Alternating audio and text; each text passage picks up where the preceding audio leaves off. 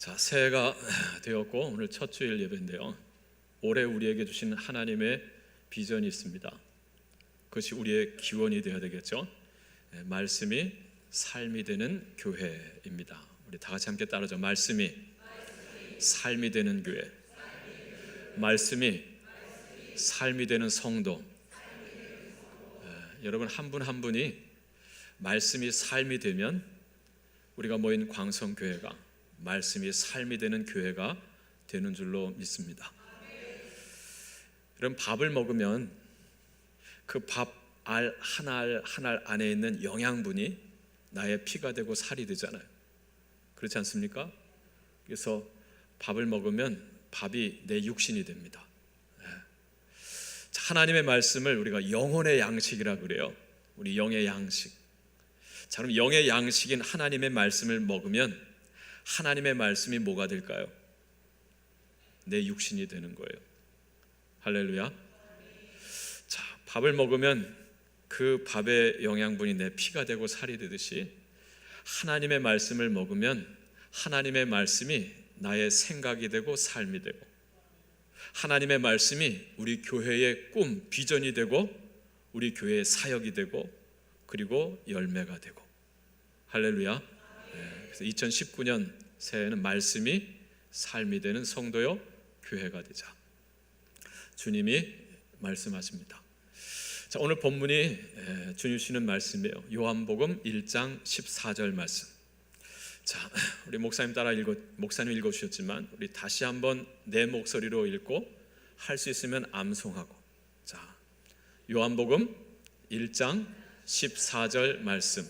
말씀이 육신이 되어 우리 가운데 거하심에 우리가 그의 영광을 보니 아버지의 독생자의 영광이요 은혜와 진리가 충만하더라. 요한복음 1장 14절 말씀. 아멘. 어렵지 않겠죠? 말씀이 육신이 되어 우리 가운데 거하심에 우리가 그의 영광을 보니 아버지의 독생자의 영광이요 은혜와 진리가 충만하더라. 이 말씀 올 한 해 붙들고 기도하시고 이 말씀대로 살아가기를 우리 하나님께서 여러분에게 기대하십니다. 할렐루야. 여러분 오늘 요한복음 1장은요 이렇게 시작되죠. 태초에 말씀이 계시니라. 이 말씀이 하나님과 함께 계셨으니 이 말씀은 곧 하나님이시니라. 이 세상 모든 만물이 있기 전부터 말씀이 먼저 선재하셨다는 거예요. 그 말씀이신 하나님, 그 그리스도께서 오랜 역사 후에 육신으로 우리 가운데 오셨다라고 하는 거죠.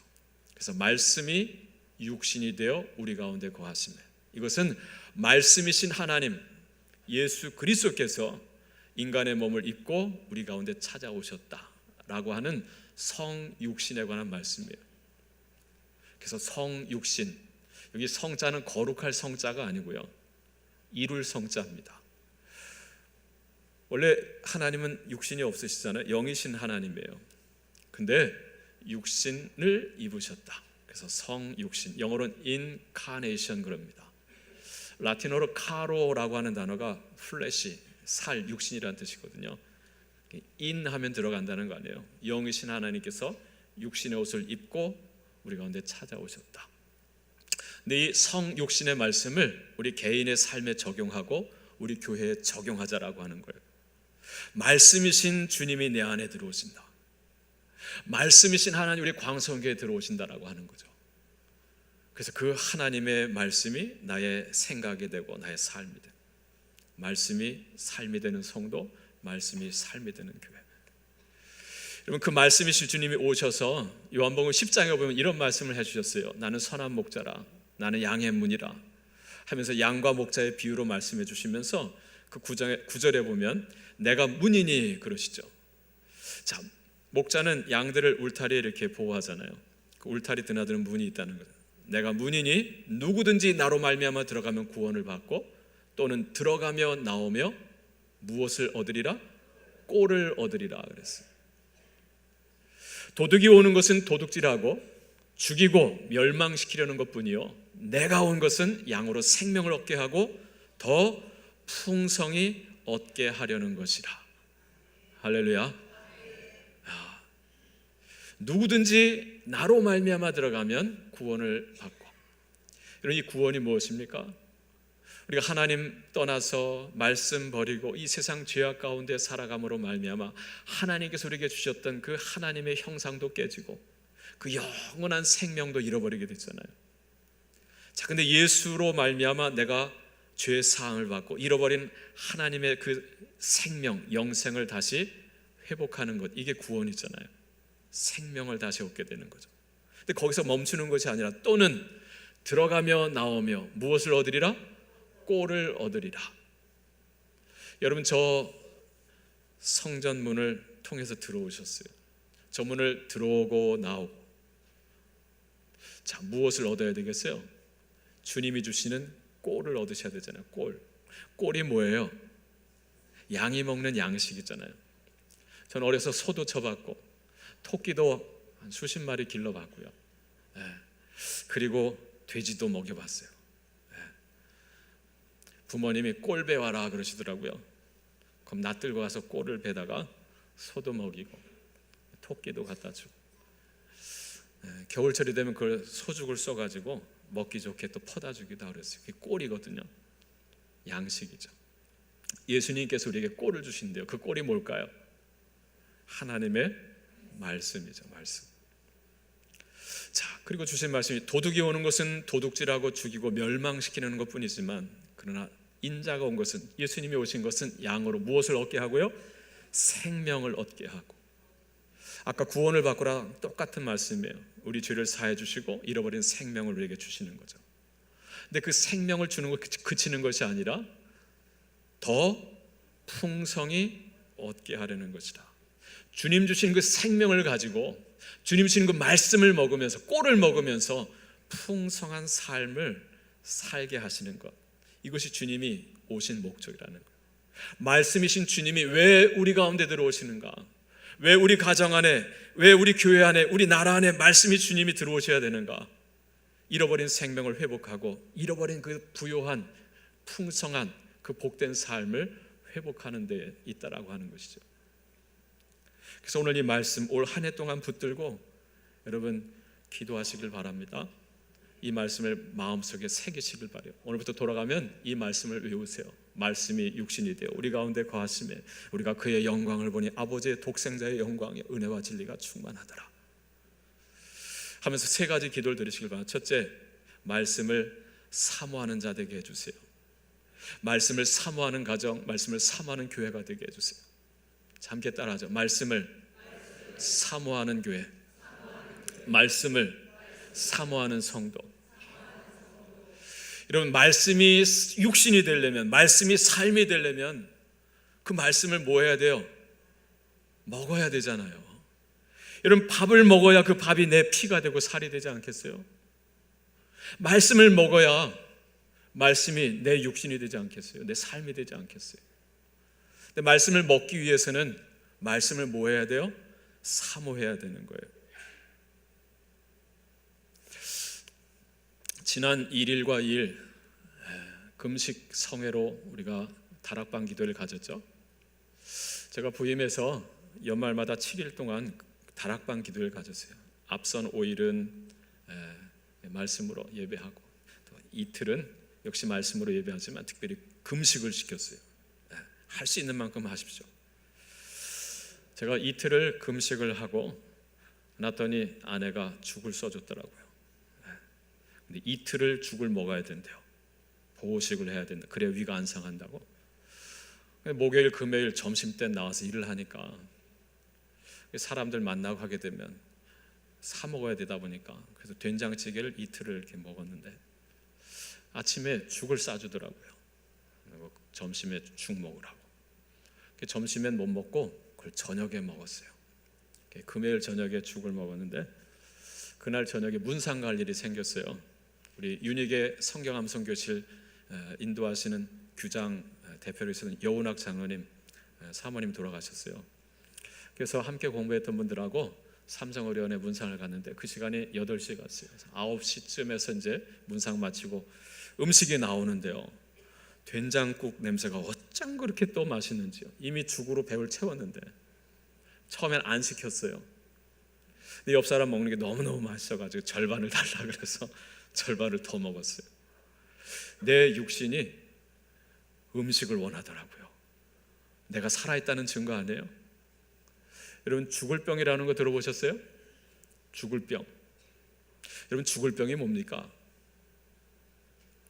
여러분, 죽을 병에 걸리면 공통적인 특징이 하나 있는데 그게 뭔지 아세요? 음식을 먹기가 싫어지는 거예요. 음식을 보면 막 구토가 나려고 그래요. 그게 죽을 병입니다. 그래서 병으로 죽는 게 아니고 영양실조로 죽는 거예요.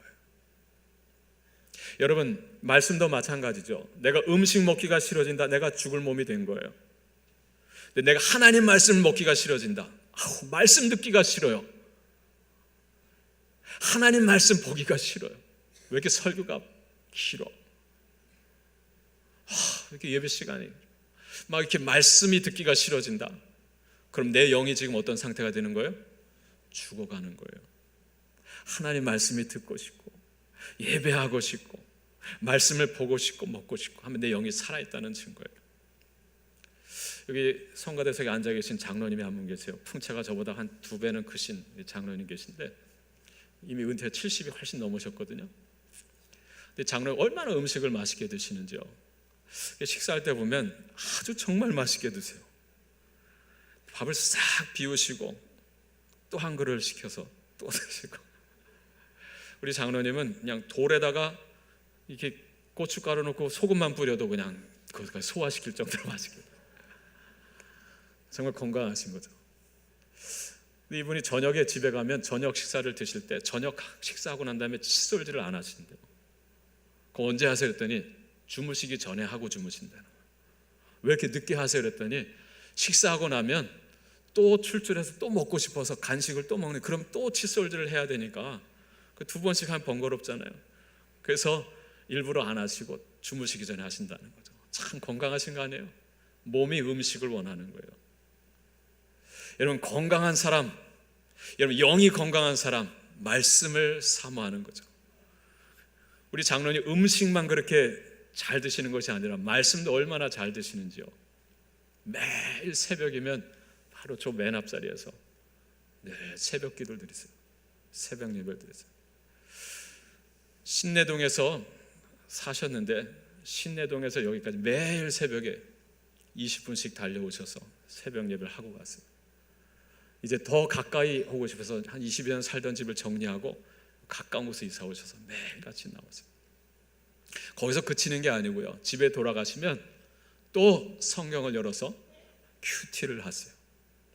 이분이 은행 은퇴하시고 그 다음에 중국에 가서 이 북한 선교, 탈북자들 선교를 한 10여 년 하셨거든요. 그때 CCC에서 훈련받으면서 이 큐티를 배우셔가지고 그때부터 지금까지 매일같이 매일 성경으로 또 말씀 묵상하는 거예요. 새벽에 와서 말씀 듣는 것도 있는데 또 집에 와서 또 개인적으로 말씀 묵상을 또 하고 그 책이 이렇게 좀 쌓여요.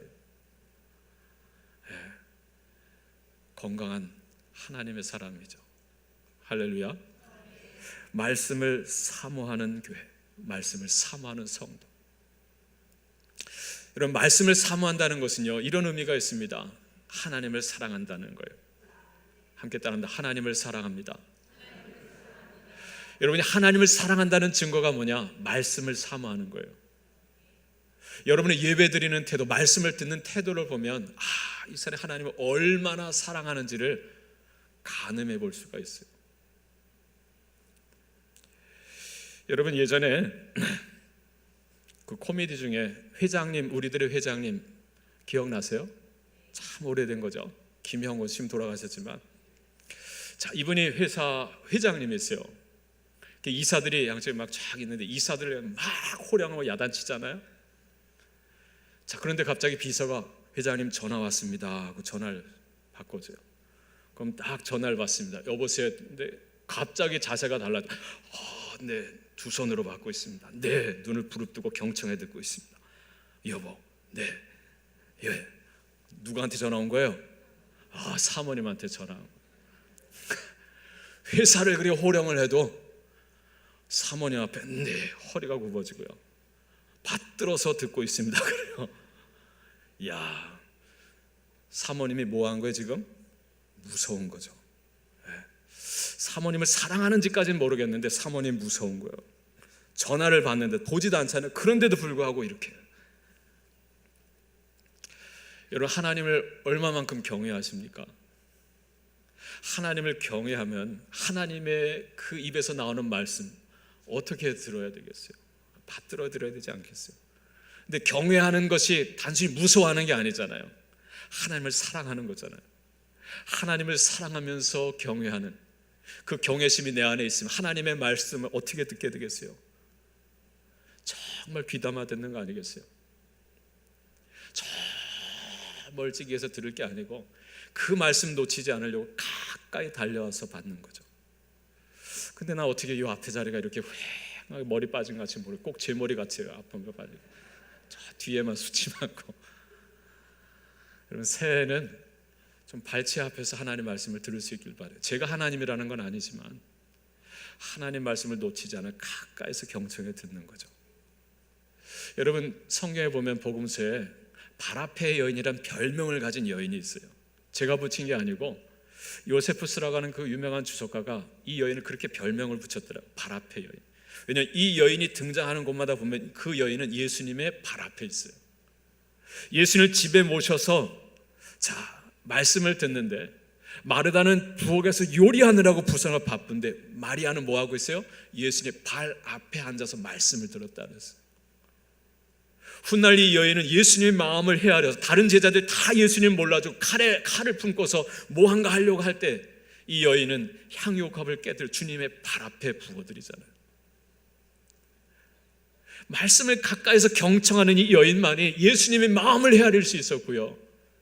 그 마지막 주님 십자가시기 전에 그 주님 골고다 언덕을 오르실 나를 위해 십자가에 못 박힌 그 발에 자기 향유컵을 깨뜨려 드리잖아요.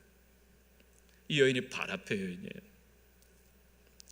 새해는요, 저 뒤에 계시던 분들요, 좀 목적을 좀 바꾸셔서 한 계단만이라도, 한 의자만이라도 하나 앞에 할 수 있는 이 앞에까지 와서 예배하실 수 있길 바라요. 물론 조금 목은 아프실 거예요. 잠깐이니까. 특별히 우리 교회 장로님들, 저 뒤에서 누가 왔나 살피지 마시고요. 그건 중요하지 않아요. 여러분이 본을 보시고 앞에서 예배하시고 새벽으로 밤으로 모든 예배마다 가까이서 예배하고 말씀 들으면 믿음 생활 저렇게 하는 거구나.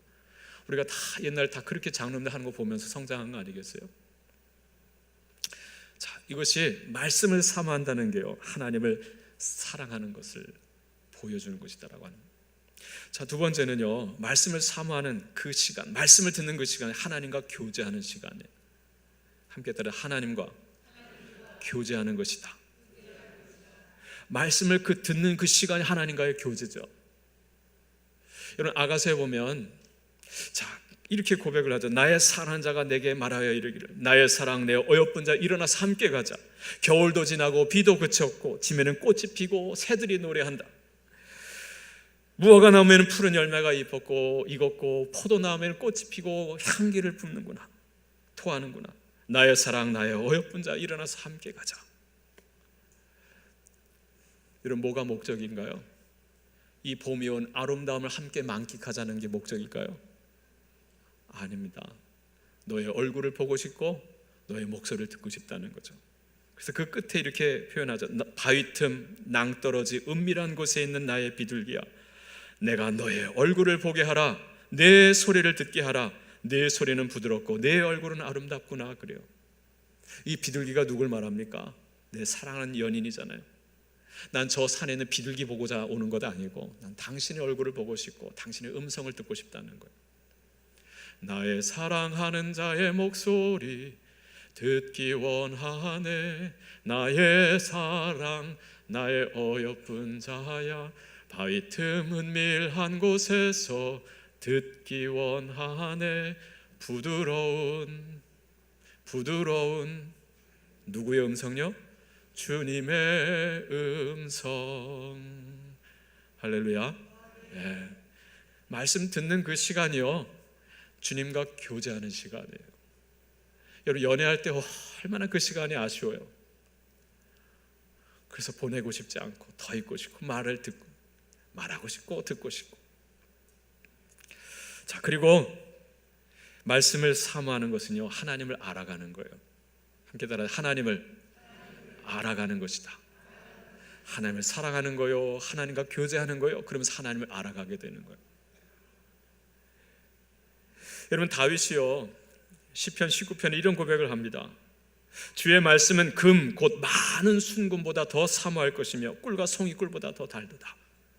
세상의 금은 보아도 말씀이 더 귀하고 세상의 꿀보다도 송이 꿀보다도 하나님 말씀이 더 달대요. 하나님의 말씀을 경험하여 아는 자죠. 그러니까 또 시편 143편에서 말하는 아침에 나로 하여금 주의 인자한 말씀을 듣게 하소서. 내가 주를 의뢰함이니이다. 나의 다닐 길을 알게 하소서.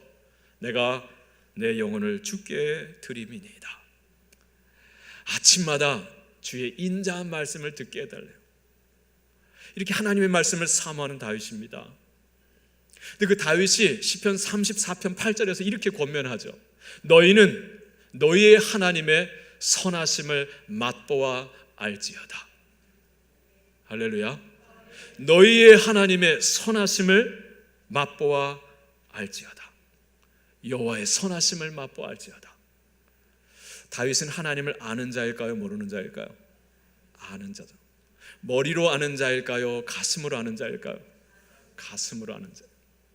하나님의 말씀을 늘 사모하고 그 말씀을 경청, 말씀대로 살면서 하나님께 대한 지식이 깊어지고 넓어지는 거예요.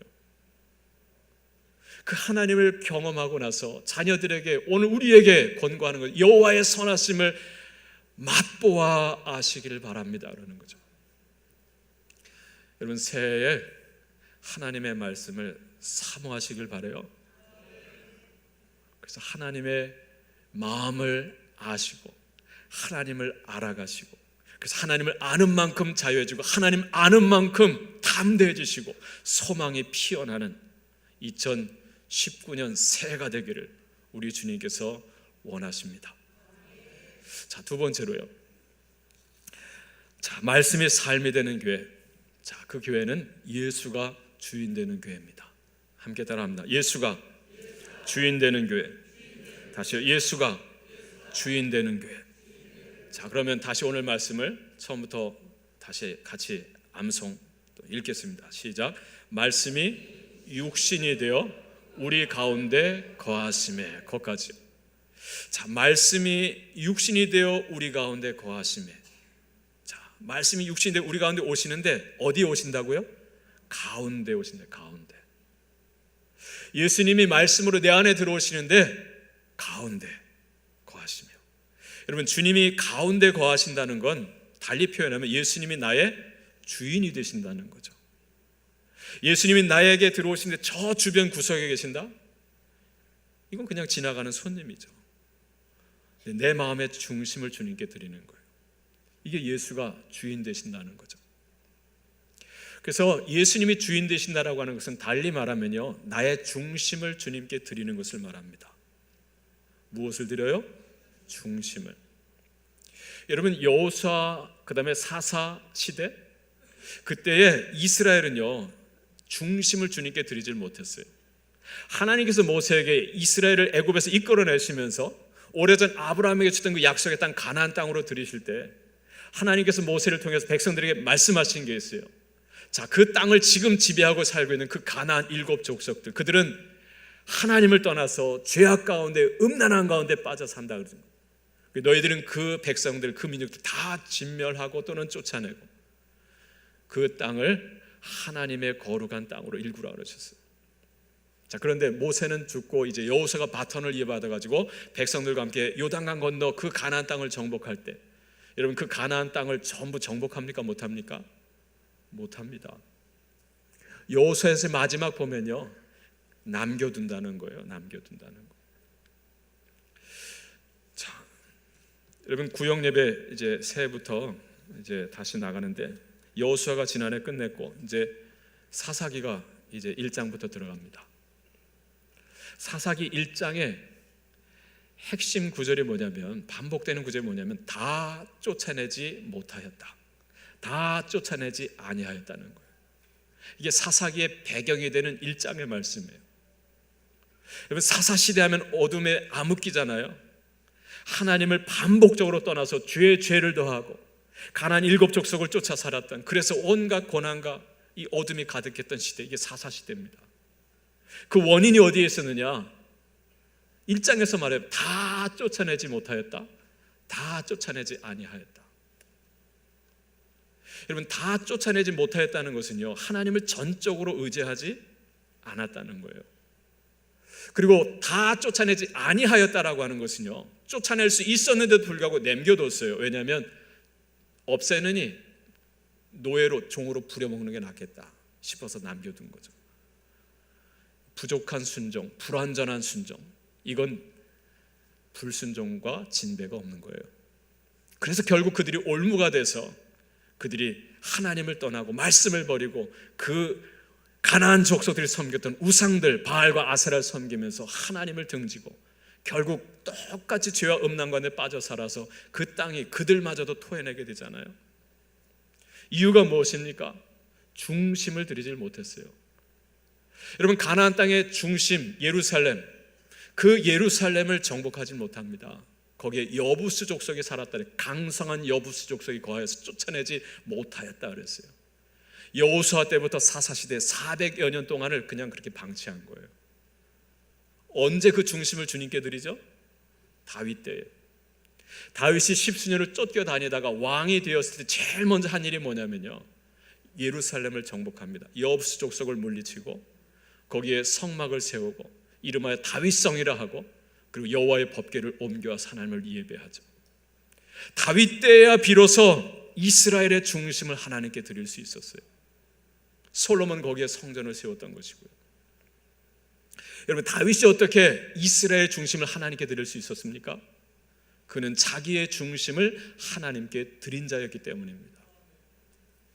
제가 좋아하는 말씀이 있어요. 시편 40편 8절 말씀, 다윗의 고백이죠. 나의 하나님이여, 내가 주의 뜻 행하기를 즐기오니 주의 법이 나의 심중에 있나이다. 할렐루야. 나의 하나님이여, 내가 주의 뜻 행하기를 즐기오니 주의 법이 어디예요? 나의 심중이라 해서 심중이 뭡니까? 마음은 마음인데 마음의 어디요? 중심이죠. 내 마음의 중심을 주님께 드린다라고 하는 거죠. 내 마음의 중심을 주님께 드린 자였기에 그가 가정의 중심을 하나님께 드리고 나라의 중심을 하나님께 드릴 수 있게 되었던 거죠. 여러분, 예수가 주인 된다는 건요, 나의 중심을 주님께 드리는 거예요. 또 예수가 주인 되는 거 달리 표현하면요, 예수님이 나의 전부가 되시는 거예요. 권사님들 여기 많이 계신데, 자, 여기 계신 여자분들에게 제가 여쭙겠습니다. 어느 날 여러분의 남편이 기분이 좋아가지고 탁 문 열고 들어오더니만, 여보, 탁 눈을 마주보더니, 여보, 당신은 나의 최고야, 내 인생의 최고야. 기분 좋아요, 안 좋아요? 좋아요, 안 좋아요? 네, 좋죠. 그럼 어떤 게 더 좋은지 보세요. 근데 그 다음날 오더니만, 여보, 당신은 나의 전부야. 최고야가 좋아요, 전부야가 좋아요? 헷갈리세요? 그럼 제가 조금 이해할 수 있게 다시 바꿔서 말씀드릴게요. 여보, 당신은 나의 첫째야. 최고야라고 하는 건 뭐예요? 첫째야란 거죠. 그럼 그 말 속엔 뭐가 함축되어 있는 거예요? 당신 말고 나에게 세컨드가 있어. 기분 좋아요, 안 좋아요? 안 좋은 거죠. 당신은 나의 최고야? 여러분, 속지 마세요. 전부가 돼야죠, 전부. 여러분, 예수님이 하신 말씀이 있죠. 너희가 어찌하여 하나님과 재물을 겸하여 섬기느냐? 사람이 두 주인을 섬길 수 없나니 그랬어요. 여러분, 내가 두 주인을 섬긴다는 것은요, 하나님이 나의 주인이 아니다라고 하는 거예요. 두 주인을 섬길 수 없어요. 여러분, 예수님이 나의 주인이 되신다는 거예요. 예수님이 나의 전부가 되신다는 거죠. 예수님이 여러분의 삶의 전부가 되시길 바랍니다. 그리고 예수님이 주인 되신다는 건요, 그 주인이신 주님께 모든 걸 맡긴다는 거예요. 여러분, 목욕탕에 가니까 목욕탕 위에 이렇게 써 있대요. 귀중품은 주인에게 맡기세요. 맡기지 않은 것은 뭐하지 않습니다. 보셨나 보네요. 책임지지 않습니다. 그래서 귀중품은 주인에게 맡기세요. 여러분, 예수님이 내 삶의 주인이시다. 그럼 내 삶에 정말 소중한 것 예수님께 맡겨야 되겠어요? 맡기지 말아야 되겠어요? 맡겨야죠. 왜 맡기지 못하고 내 뜻대로 하려고 그래요? 그건 책임지지 않습니다. 여러분, 예수님이 주인 되시기에 정말 주님께 나의 모든 것을 맡기며 사는 거죠. 자, 이것이 바로 예수가 주인 되는 교회예요. 말씀이 육신이 되어 나의 가운데, 우리 가운데 거하시며, 그 새해 여러분의 삶에 예수가 주인 되기를, 여러분의 가정에 예수가 주인 되기를, 우리 광성교회 예수가 주인 되기를 우리 하나님께서 말씀하십니다. 자, 세 번째, 자, 말씀이 삶이 되는 교회. 자, 결과적으로 어떤 교회가 되겠습니까? 은혜가 충만한 교회가 되겠죠. 함께 따라합니다. 은혜가 충만한 교회. 자, 그럼 다시 한번 이 말씀을 읽겠습니다. 자, 요한복음 1장 14절 말씀. 말씀이 육신이 되어 우리 가운데 거하심에 우리가 그의 영광을 보니 아버지의 독생자의 영광이요 은혜와 진리가 충만하더라. 아멘. 자, 말씀이 육신이 되어서 우리 가운데 찾아오신 그분을 보니까 그분 안에 뭐가 가득하다고요? 아버지의 영광이, 하늘 아버지의 영광이 예수님 안에 가득하고요, 그뿐만이 아니라 은혜와 진리가 충만하다는 거죠. 여러분, 그 그리스도께서, 그 말씀이신 주님이 내 안에 들어오셨어요. 그것도 내 중심에 거하세요. 그럼 내 안에 뭐가 가득할까요? 영광이 가득한 거예요. 그래서 우리 아까 인사해서 당신을 보니 하나님의 영광이 보입니다. 또한 뭐가 가득할까요? 은혜와 진리가 충만하게 되는 거죠. 예. 올 한 해 이런 교회가 되길 바라요. 은혜가 충만한 교회, 하나님의 영광이 가득한 교회. 자, 그 교회는요, 따뜻하죠? 밝죠? 자, 은혜가 충만한 교회 따뜻합니다. 밝습니다. 그리고 은혜가 충만한 교회는요, 아이고 어디 갔냐?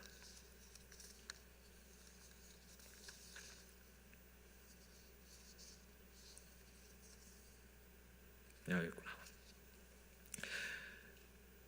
감사와 찬송이 가득해요. 올해 정말 감사한 건요, 새벽 2부 찬양대가 부활한대요.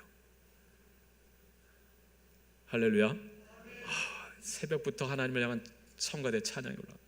이 찬양하고 싶다라고 하는 건 뭐예요? 은혜가 그만큼 충만해졌다는 거죠. 얼마나 새 기쁜지 모르겠어요. 섬김과 봉사가 자연스럽습니다. 억지로 봉사하는 게 아니고 너무 은혜가 크니까 제가 할 수 있는 게 뭐가 있습니까? 찾는 거죠. 사람의 목소리는 줄고요, 주님의 음성은 크게 들리고, 오고 싶은 교회가 되고 머물고 싶은 교회가 되고요, 자랑하고 싶은 교회가 되는 거예요. 이것이 2019년 우리 광성교회의 모습이 되길 바라고, 여러분의 삶이 되길 바랍니다. 방법은 간단합니다. 내 안에 들어오신 예수님, 그분의 말씀대로 살면 되고요, 그분의 말씀대로 산다는 건 다른 것이 아니고요, 그분처럼 살면 되는 거예요. 그분이 누구라고요? 예수님. 예수님이 어떻게 사셨기에요? 예수님 낮아지셨잖아요. 예수님처럼 낮아지면 은혜가 충만해지는 거예요. 여러분, 은혜는 강물과 같아서 절대 높은 데로 흐르지 않는다 그랬죠? 낮은 데로 흐릅니다. 더욱 큰 은혜를 주시나니 그러므로 일렀으되 하나님께서는 교만한 자를 물리치시되 겸손한 자에게는 은혜를 베푸시느니라. 할렐루야. 야고보서 4장 6절 말씀이잖아요. 겸손해야 됩니다. 새 우리 조직이 나왔어요. 올 한 해 섬길 일꾼들 참 명단이 나갔는데 어디 갔어요? 하도 많아가지고 오늘 이걸 보는 사람들마다 이래 생각 혹 할 수 있어요. 와, 누구 승진했네. 야, 뭐 장로님들 되더니만 위원장 자리 하나씩 만들어 다 안장 하나씩 찾네. 혹 이렇게 생각할 분들 계실지 모르겠어요. 여러분, 세상에서는 그렇게 생각합니다. 안장찼다. 와, 승진했네. 여러분, 예수님 뭐라고 말씀하셨죠? 세상에서는 그러할지라도 너희 가운데서는 그렇지 아니하니 너희 중에 누구든지 크고자 하는 자는 섬기는 자가 되고 종이 되어야 할지라. 여러분, 위에 있다라고 하고 앞에 있다라고 하는 것은요, 종이 되라고 하는 거예요. 섬기는 자가 되라고 하는 거예요. 교회에서 집사가 되고 권사가 되고 장로가 됐다는 건요, 이제 하던 일 멈추고 뒷짐지고 하는 거 보고 시키라고 부리라고 있는 것이 아니고요, 더 낮아져서 내가 정말 섬겨야 될 것이 뭐가 있는지, 내가 정말 들어야 될 것이 무엇이 있는지 그거 하라고 있는 거예요. 위원장 하러 가서 이내고 내라 저거 내라 이렇게 저래 하라고 하려고 하는 게 아니고요, 여러분의 소리를 듣기 위해서, 여러분과 함께 낮아서 섬기기 위해서. 장로 되면 하던 일 멈추고 뒷짐지는 거 아니고요, 더 나아 차량부에 가시고 정말 식당 가서 앞치마 두르고 봉사하시고, 이게 정말 교회의 모습인 거죠. 이런 교회가 따뜻한 교회 아니겠습니까? 그리고 예수님처럼 베푸는 거죠. 낮아지고 베풀고. 사랑은 나눌수록 커진다 그랬잖아요. 여러분, 제가 여쭙겠습니다. 평생 받으며 살고 싶어요? 주며 살고 싶어요? 솔직히 한번 말씀해 보세요. 평생 받으며 살고 싶어요? 베풀며 살고 싶어요? 왜 베풀며 살고 싶어요? 베푼다는 건 내 안에 있다는 거 아니겠어요? 있는 자로 사세요? 넘치는 자로 사세요? 예수님도 말씀하셨죠. 주는 것이 받는 것보다 복이 있도다 그랬어요. 예수님은 아낌없이 마지막 피 한 방울까지 다 내주시고 가셨잖아요. 그래서 주님이 가난해지셨습니까? 주님 얼마나 부유해지셨습니까? 여러분, 낮아지시고 죽기까지 복종하시고 다 나눠주셨는데, 하나님께서 그를 지극히 높이서 모든 이름에 뛰어난 이름을 주시고 모든 무릎으로 그 앞에 꿇게 하시고 모든 입으로 그 예수를 주라 시인하게 하시고 다 그 주님을 높이고 있잖아요. 낮아지시고 베푸는 자에게 은혜가 임하는 거예요. 그리고 예수님 세 번째 하신 게 뭐예요? 덮어주셨잖아요. 예수님처럼 덮어주시는 곳에 은혜가 있는 거예요. 다 까발려가지고 막 비난하고 정죄하고 공격하는 곳에 은혜가 있지 않습니다. 덮어주는 곳에 있는 거죠. 바리새인과 서기관들 돌을 들고 와서 이런 여인은 율법에 의한 모세 율법엔 돌로 쳐 죽이라 했거늘 예수 선생 당신은 어떻게 가르치겠어? 근데 예수님 침묵하시죠. 그리고 말씀하십니다. 일어나서 너희 중에 죄 없는 자가 먼저 돌로 치라. 그리고 여인에게 말씀하시죠. 나도 너를 정죄하지 않아. 가서 다시는 죄를 범하지 말라. 주님은 여인을 당신의 옷깃으로 덮어주십니다. 여러분, 사람을 변화시킨 건 율법이 아니고요, 은혜입니다. D.L. 무디가 말했습니다. 율법은 우리가 얼마나 삐뚤어져 있는지를 말해주지만 은혜는 나를 교정하고 성숙시킨다. 은혜가 있어야 그 교회가 하나님의 영광을 드러내는 교회가 되는, 은혜가 충만한 교회가 되죠. 자, 그럼 오늘 말씀 다시 한번 우리 암송할 만큼 됐을까 싶은데 다시 한번 읽겠습니다. 시작. 말씀이 주소부터요. 다시. 그럼 시작. 요한복음 1장 14절 말씀. 말씀이 육신이 되어 우리 가운데 거하심에 우리가 그의 영광을 보니 아버지의 독생자의 영광이요 은혜와 진리가 충만하더라. 아멘. 기도하겠습니다. 하나님, 새해 우리에게 주신 이 말씀 우리 마음에 새기고 이 말씀 속에서 하나님의 음성을 듣고 하나님의 뜻을 하나님 붙들게 해주시고, 그래서 올 한 해 예수 그리스도께서 정말 주인 되시는 게, 말씀을 사모하는 교회, 예수가 주인 되는 게 은혜가 충만한 교회가 돼서 이 어둠의 세상 가운데 주님의 밝은 빛으로 살아갈 수 있는 우리 성도여, 가정이여, 우리 광성교회여, 나아가 우리 한국교회와 우리 조국 대한민국이 주여 되게 하여 주옵소서. 예수님의 이름으로 기도합니다. 아멘.